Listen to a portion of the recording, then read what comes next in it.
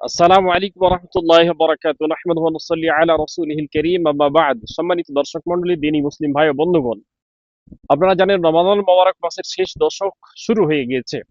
রমাদানুল মোবারক মাসের শেষ দশকে লাইলাতুল কদরকে অন্বেষণ করার জন্য যারা আমরা উৎসুক হয়ে থাকি, তাদের জন্য এক কথায় রমাদানুল মোবারক মাসের শেষ দশক আসলেই শুধু ২১, ২৩, ২৫, ২৭, ২৯ যে রজনীগুলো সেগুলোতেই যে এই দোয়াটি পড়তে হবে এমনটি নয়।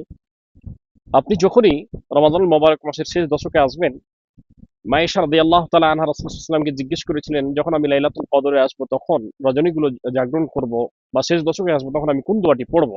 রাসূল করিম সাল্লাল্লাহু আলাইহি ওয়াসাল্লাম বলেছেন, তুমি পড়বে আল্লাহুম্মা ইন্নাকা আফুউন তুহিব্বুল আফওয়া ফা'ফু আন্নি। হে আল্লাহ, তুমি ক্ষমাশীল, আর ক্ষমাশীলকে তুমি পছন্দ করে থাকো। হুম? আর তুমি আমাদের গুনাহগুলোকে ক্ষমা করে দাও। তো অন্যতম একটা ১০ দিনের মধ্যে বা ৯ দিনের মধ্যে আমরা পৌঁছেছি।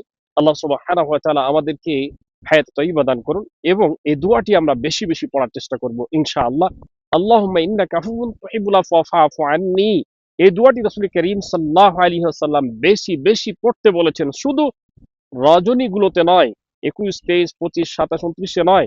এই ১০ এই রমাদানুল মোবারক মাসের শেষ দশকে পৌঁছলেই আমরা এই দোয়াটি বেশি, বেশি পড়ব ইনশাআল্লাহ। আমরা যতই ব্যস্ত থাকি, যেখানেই থাকি না কেন, ব্যবসা-বাণিজ্য, আমরা যেখানেই থাকি না কেন, রান্নার কাজেই, এক কথায় আমরা এই দোয়াটি বেশি, বেশি পড়ার চেষ্টা করব। আল্লাহ সুবহানাহু ওয়া তাআলা আমাদের তৌফিক দান করুন। আসসালামু আলাইকুম ওয়া রাহমাতুল্লাহ।